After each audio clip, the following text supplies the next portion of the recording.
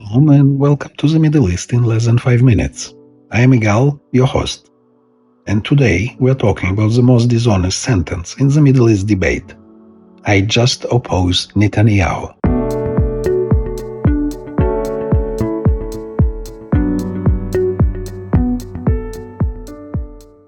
The escape hatch. You've heard it 1,000 times. The moment you point out that anti-Israel activism has crossed into antisemitism, the response comes instantly. I'm not anti-Semitic. I'm not even anti-Zionist. I just oppose Netanyahu's warmongering right-wing government. It sounds reasonable. It sounds principled. It sounds like exactly the kind of nuanced position a thoughtful person would hold. It's also, in most cases, completely dishonest. And we can prove it by looking at what Netanyahu actually did, what he actually offered, and why he ended up where he is today. First, the claim itself. Let's take it seriously for a moment. If someone genuinely opposes only Netanyahu's specific policies, the far-right coalition partners, the judicial overhaul, the post-October 7 prosecution of the war, that is a legitimate position. Israelis themselves hold it. Hundreds of thousands of Israelis protest Netanyahu regularly.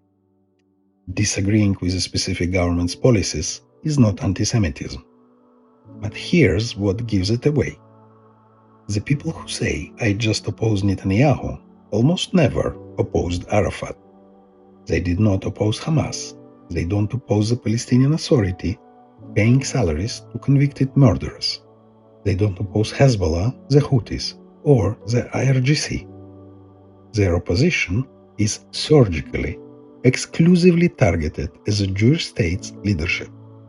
No other government in the world gets this treatment. That's not principled opposition to a specific politician. That's Israel-specific outrage dressed in respectable language.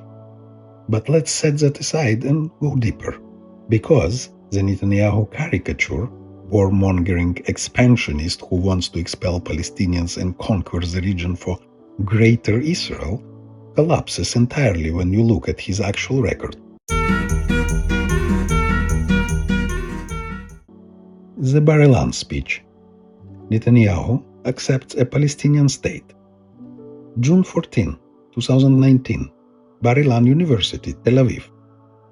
Netanyahu's speech was historic because of the outline he suggested for a two-state solution. He was Israel's first prime minister to frame the architecture for a two-state solution with significant detail. Read that again. The man who left portrays as the arch-enemy of Palestinian statehood was, by the historical record, the first Israeli prime minister to endorse Palestinian statehood with specific structural conditions. Netanyahu expressed his willingness to accept a Palestinian state alongside Israel under the following conditions: recognition of Israel as a Jewish state, a solution to the issue of Palestinian refugees outside Israel, demilitarization of the future Palestinian state, defensible borders for Israel, and Jerusalem remaining the united capital of Israel. Were these conditions demanding? Yes. Were they the conditions that any Israeli government would need to survive politically and strategically? Absolutely. A demilitarized Palestinian state that recognizes Israel as a Jewish state, that's not colonialism. That's basic security logic for a country the size of New Jersey, surrounded by enemies who had attacked it in 1948, 1967, and 1973. And here's the political context most people miss entirely. Getting Likud to accept this was not easy. Likud, Israel's major center-right party, founded on the principle of the entire land of Israel, had historically opposed Palestinian statehood. In 2002, as Prime Minister Ariel Sharon began to move toward two-state solution terminology, Netanyahu tried to slam the brakes by calling and winning an internal party vote on the issue, saying self-rule for the Palestinians, yes, a state, no. By 2009, Netanyahu had reversed himself and brought Likud with him. That's a significant political achievement that his critics simply erase from the record. The settlement freeze. What nobody tells you. 6 months after Bar-Ilan, Netanyahu did something no Israeli prime minister had ever done before. In November 2009, Netanyahu placed a 10-month freeze on Jewish West Bank settlement construction, saying he hoped the move would allow peace talks between Israel and Palestinians to be restarted. U.S. Middle East envoy George Mitchell acknowledged the significance explicitly. In the moratorium just announced by the government of Israel, there will be no new housing construction starts during the 10-month period. None. No Israeli government has ever taken this step, and nothing remotely like this occurred during the Bush administration. Hillary Clinton called it unprecedented. Netanyahu said, "I hope that this decision will help launch meaningful negotiations to reach a historic peace agreement that would finally end the conflict between Israel and the Palestinians." So, two-state solution endorsed, settlement construction frozen, negotiations offered repeatedly and publicly. What was the Palestinian Authority response? Palestinians dismissed the Israeli action. Palestinian Authority President Mahmoud Abbas, who the world treats as a moderate, peacekeeping alternative to Hamas, waited 9 of the 10 months of the freeze before agreeing to enter talks at all. Then, when the freeze expired, he walked out and refused to continue unless Israel extended it indefinitely. Let that sink in.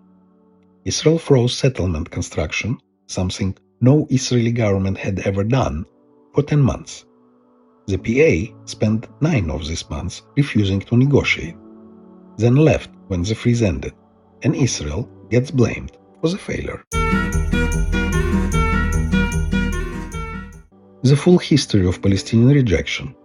Netanyahu's freeze and Bar-Ilan speech didn't happen in a vacuum. They were the latest in a long line of Israeli peace offers, every single one rejected by Palestinian leadership. 2000, Camp David. Prime Minister Ehud Barak offered Yasser Arafat a Palestinian state on approximately 95% of West Bank and Gaza, with East Jerusalem as a capital. President Clinton called it the most generous offer ever made. Arafat rejected it without a counteroffer. Prince Bandar of Saudi Arabia called the rejection a crime and a tragedy. 2001, Clinton parameters. Clinton personally presented a bridging proposal. Arafat rejected it again. Dennis Ross, the chief U.S. negotiator, blamed Arafat directly. 2008, Olmert's offer. Prime Minister Ehud Olmert, not Netanyahu, not a right-winger, a genuine peace seeker, offered Abbas a Palestinian state on the equivalent of 100% of the West Bank and all of Gaza, with Palestinian sovereignty in Arab neighborhoods of East Jerusalem and the Old City placed under international administration. Abbas, as he himself put it, rejected out of hand this offer. No counteroffer, no negotiation, rejection. 2010, Netanyahu's freeze talks. As documented above, PA waited 9 months, entered talks briefly, then left when the freeze expired. 2013-2014, Kerry talks. Secretary of State John Kerry made 6 visits to the region in 6 months. Negotiations collapsed in 2014 when Abbas signed a unity pact with Hamas, the terrorist organization that calls for Israel's destruction. Israel halted peace talks, saying it will not negotiate with the Palestinian government backed by Hamas, a terrorist organization that calls for Israel's destruction. This pattern across 25 years, across multiple Israeli prime ministers from left and right, Israel offers, Palestinians refuse, the world blames Israel. So why did Netanyahu shift right? This is an honest question, and it deserves an honest answer. Netanyahu did not start out as a fire-breathing annexationist his critics portray. He spent years trying to thread the needle, satisfying Israeli security requirements while genuinely pursuing a negotiated framework. So, what changed? Several things in sequence. The Palestinian Authority's pattern of rejection. After 2000, 2001, 2008, and 2010, 4 serious offers for rejections, the Israeli public concluded that no Palestinian leadership would accept any deal that required them to recognize Israel as a Jewish state and give up the right of return. This isn't Netanyahu's propaganda. This is a documented record.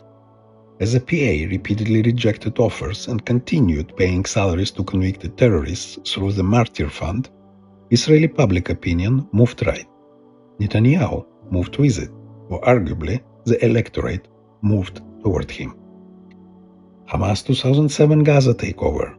When Hamas seized Gaza in a bloody coup against Fatah, it demonstrated what a Palestinian state without enforceable security guarantees would look like in practice.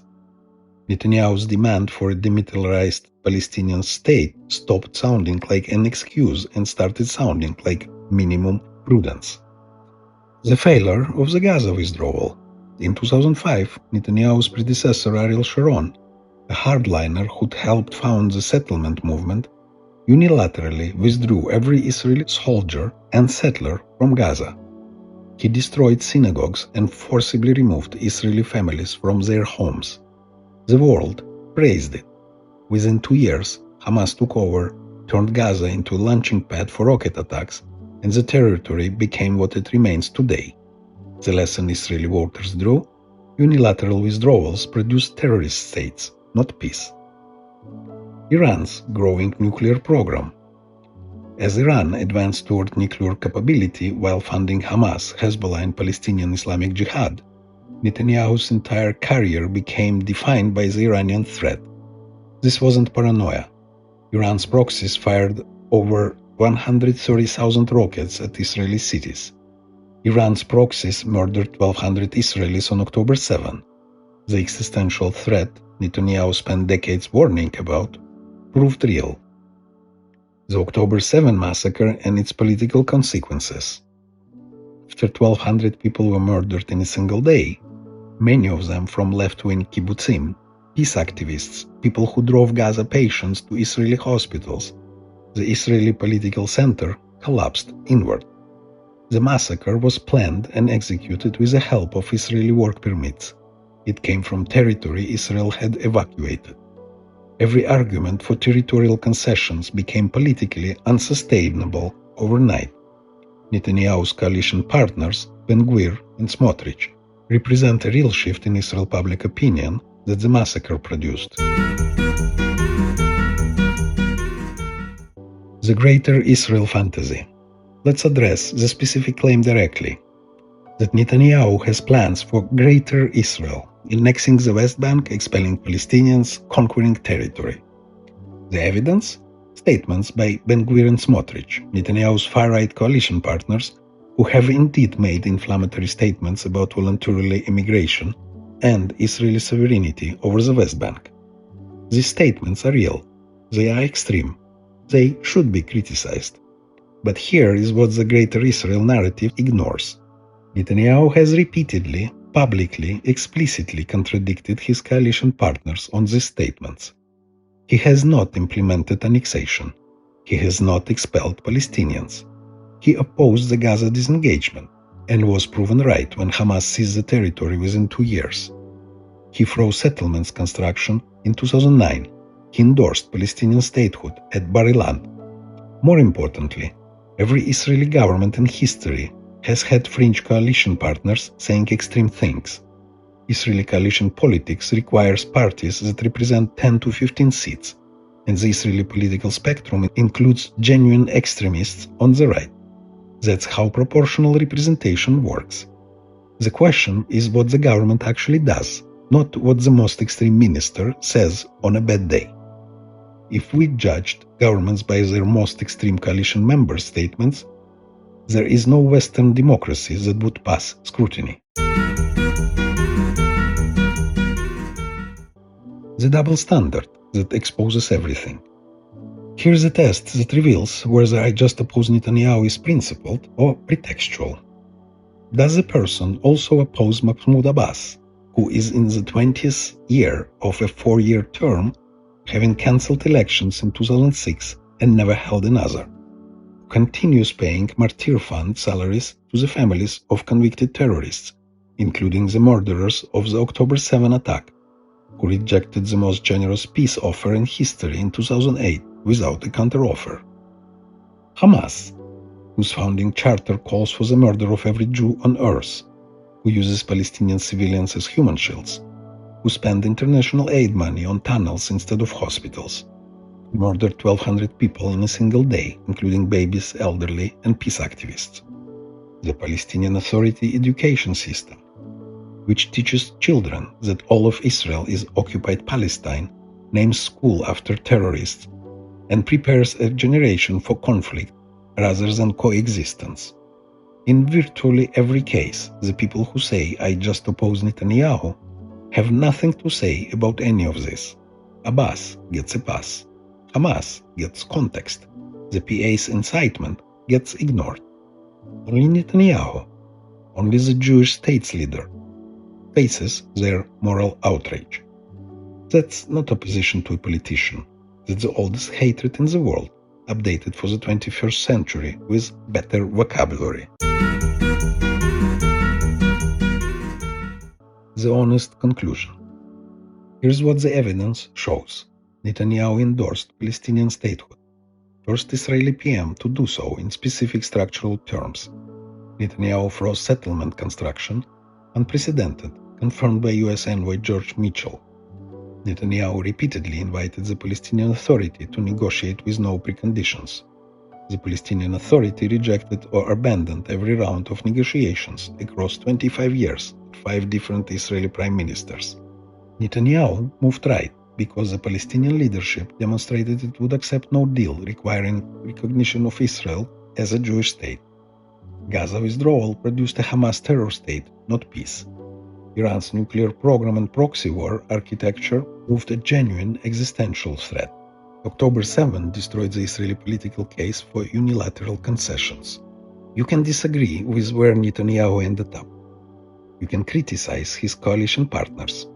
You can oppose specific policies. That's legitimate politics. But if your opposition to Netanyahu coexists with silence of Hamas genocide's charter, Abbas' rejection of peace offers, the PA's terrorist salary payments, and Iran's 45-year proxy war, then you are not opposing a politician. You are opposing Israel's right to exist and using Netanyahu as a socially acceptable way to say so. If you find this episode helped you see the world differently or understand something that bothered you, follow the podcast, rate it on Spotify, Apple Podcasts, YouTube, wherever you listen to it, and share it with your friends. Help spread the word. Thank you. I'm Igal and this was Middle East in less than 5 minutes. Until next time, Shalom.